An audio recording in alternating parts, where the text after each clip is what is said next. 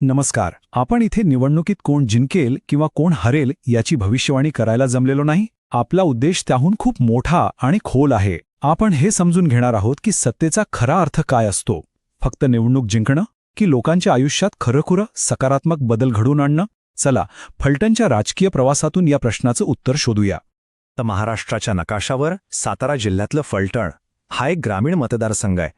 इथलं आयुष्य, इथली माणसं, इथलं राजकारण सगळं काही जमिनीशी, मातीशी आणि ऋतूंच्या चक्राशी जोडलेलं आहे. या मतदारसंघाला समजून घ्यायचं असेल तर आधी आपल्याला इथली माती आणि इथल्या लोकांची मनं समजून घ्यावी लागतील. आणि हाच विचार, हाच आपल्या या संपूर्ण विश्लेषणाचा आत्मा आहे. निवडणुका जिंकण्यासाठी नसतात, तर लोकांची सेवा करण्याचा अधिकार मिळवण्यासाठी असतात. हा केवळ एक राजकीय खेळ नाही, ही एक खूप मोठी जबाबदारी आहे. चला तर मग बघूया आपला प्रवास कसा असेल. आपण 6 टप्प्यांमध्ये हे विश्लेषण करणार आहोत. आधी फलटणची सामाजिक रचना समजून घेऊ, मग आकडे काय सांगतात ते पाहू, राजकीय वारे कुठून कुठे वाहतायत याचा अंदाज घेऊ आणि सगळ्यात महत्त्वाचं लोकांचा आवाज ऐकू. या सगळ्यांनंतरच आपण एका ठोस कृती आराखड्याबद्दल आणि सुशासनाबद्दल बोलू. फलटणची ओळख ही तिथल्या सहकारी चळवळी आणि शेतीभोवती फिरते.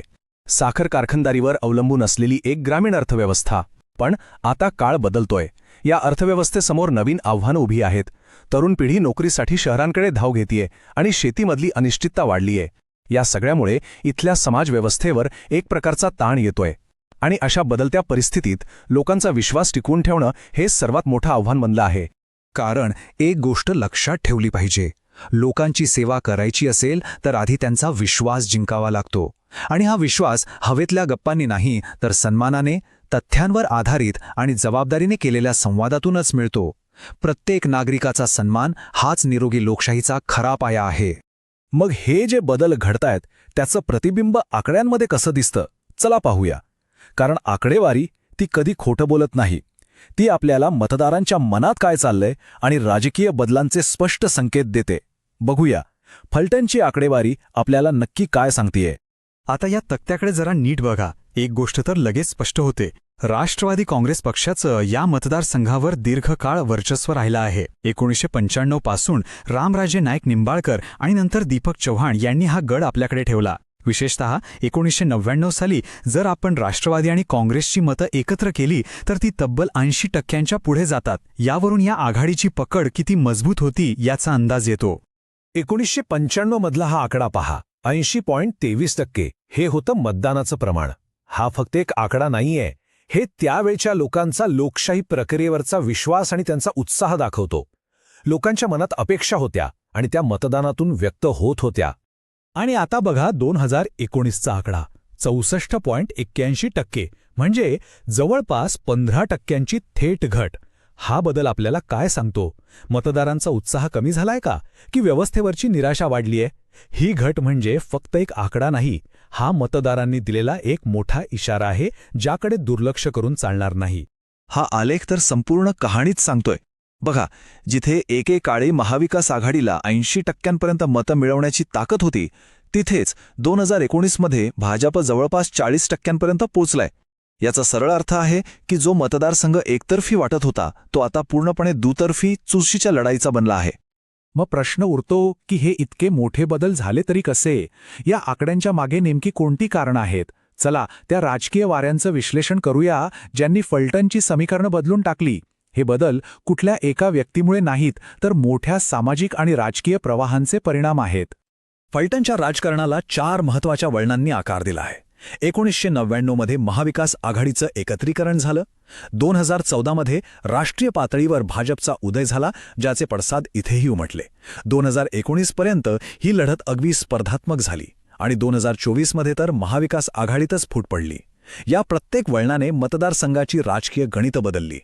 आता महाविकास आघाडीच्या आत डोकावून पाहिलं तर राष्ट्रवादी काँग्रेसचं मजबूत नेटवर्क आणि स्थानिक उमेदवाराची प्रतिभा ही त्यांची ताकद आहे, यात शंका नाही. पण दुसरीकडे काही कमकुवत दुवेसुद्धा आहेत. फलटणमध्ये काँग्रेसचा ब्रँड तुलनेने कमजोर आहे, पक्षयंत्रणा थोडी विखुरलेली आहे आणि आघाडीमध्ये अंतर्गत मतभेद आहेत, ज्याचा फटका बसू शकतो. पण गोष्ट फक्त पक्षांतर्गत नाहीये, बाहेरचे घटकही तितकेच परिणाम करतायत. भाजपची राष्ट्रीय धोरणं, ज्याचा परिणाम स्थानिक समीकरणांवर होतो. ग्रामीण भागातील आर्थिक संकट ज्यामुळे शेतकरी वर्ग नाराज आहे, तरुणांचं शहरांकडे होणारं स्थलांतर ज्यामुळे गावात एक पोकळी तयार होतीये, आणि या सगळ्यावर कडी म्हणजे पाण्याची तीव्र टंचाई जी लोकांच्या रोजच्या जगण्यावर थेट परिणाम करतेय. ह्या सगळ्या मोठ्या राजकारणामध्ये सामान्य मतदार कुठे आहे? त्याचा आवाज काय आहे? राजकारण आणि आकडेवारीच्या पलीकडे जाऊन त्याला रोजच्या आयुष्यात कोणत्या त्रासांना सामोरं जावं लागतं? कारण शेवटी राजकारण ही लोकांसाठीच असतं, नाही का? अहवालातलं एकच वाक्य परिस्थिती स्पष्ट करतं. प्राथमिक माहितीनुसार सिंचनासाठी पाणी आणि शेती कर्ज या सर्वात मोठ्या चिंता आहेत. याचा अर्थ सरळ आहे, शेतकऱ्यांसाठी राजकारण म्हणजे पाणी आणि कर्जमुक्ती. बाकीच्या गोष्टी नंतर येतात. हा नकाशा पहा. हा आपल्याला अगदी स्पष्टपणे दाखवतो की कोणत्या गावात कोणती समस्या जास्त गंभीर आहे. शेती आणि रोजगार हे मुद्दे सगळीकडेच आहेत, पण काही विशिष्ट गावांमध्ये त्यांची तीव्रता खूप जास्त आहे. म्हणजे सरसकट एकच उपाय सगळ्यांवर चालणार नाही. प्रत्येक गावाच्या गरजेनुसार स्थानिक पातळीवर काम करावं लागेल. ठीक आहे, समस्या तर कळल्या, पण आता यावर उपाय काय? लोकांचा गेलेला विश्वास परत कसा मिळवायचा? जनादेश मिळवण्यासाठी एक स्पष्ट कृतीशील आराखडा कसा असू शकतो? चला आता निदानावरून उपचाराकडे वळूया. आकडेवारी आणि लोकांच्या भावनांमधून जो आदर्श उमेदवार समोर येतो तो कसा असेल? तो एक स्थानिक एससी नेता असावा, चाळीशीतला, स्वच्छ प्रतिमेचा, ज्याची गावाशी खोल नाळ जोडलेली आहे. लोकांना आता फक्त एक नेता नकोय, त्यांना हवाय शेतकऱ्यांचा मित्र, त्यांच्यातलाच एक जो त्यांच्या वेदना समजून घेईल. आणि अशा उमेदवारासाठी एक 90 दिवसांची ठोस योजना. पहिला टप्पा म्हणजे पहिले 30 दिवस पायाभरणी, यात सर्वेक्षण आणि महाविकास आघाडीत एकी निर्माण करणं. दुसरा टप्पा पुढचे 30 दिवस लोकांपर्यंत पोहोचणं, त्यांच्या मुख्य समस्यांवर लक्ष केंद्रित करून संपर्क अभियान चालवणं. आणि तिसरा शेवटचा टप्पा विजयाची तयारी, मतदारांशी थेट आणि सातत्यपूर्ण संपर्क साधून आपल्या कार्यकर्त्यांना सक्रिय करणं. पण एक गोष्ट आपण विसरून चालणार नाही, निवडणूक जिंकणं हे शेवटचं ध्येय नाही, ती तर फक्त एक सुरुवात आहे. खरी परीक्षा आणि खरं काम तर जनादेश मिळाल्यानंतरच सुरू होतं. प्रभावी आणि प्रतिसाद देणारं शासन म्हणजे नेमकं काय हे समजून घेणं महत्त्वाचं आहे. कारण विश्वास हा पोकळ आश्वासनांवर नाही, तर ठोस कामावर, पुराव्यांवर उभा राहतो. लोकांच्या तक्रारींचा वेळेवर निवारण होणं आणि सरकारी योजनांचा लाभ शेवटच्या माणसापर्यंत पोचणं हेच खरं सुशासन आहे. निवडणुकीच्या प्रचाराला धोरणांच्या प्रभावी अंमलबजावणीची जोड देणं हेच खरं आव्हान आहे. आणि आजच्या डिजिटल युगात अजून एक मोठी जबाबदारी येते. मतदाराचा आदर करणे म्हणजे त्याच्या खाजगी माहितीचा, त्याच्या डेटाचा आदर करणे. कोणत्याही प्रकारचा संपर्क साधताना त्यांची गोपनीयता आणि संमती घेणं हे निरोगी लोकशाही प्रक्रियेसाठी मूलभूत आहे. आणि भारताच्या कायद्यानुसार ते बंधनकारक सुद्धा. शेवटी एक महत्त्वाचा प्रश्न, लोकांच्या वाढत्या मागण्या आणि तक्रारी हे एका तुटलेल्या व्यवस्थेचं लक्षण आहे की सेवा केंद्रित नेतृत्वाच्या एका नव्या पिढीसाठी ही एक मोठी संधी आहे? विचार करण्यासारखा प्रश्न आहे. If you want to become a people-centric leader and uplift your constituency, get in touch with blueprintstrategies.ai at mgr@blueprintstrategies.ai or call 08042041602. Purpose Beyond Politics.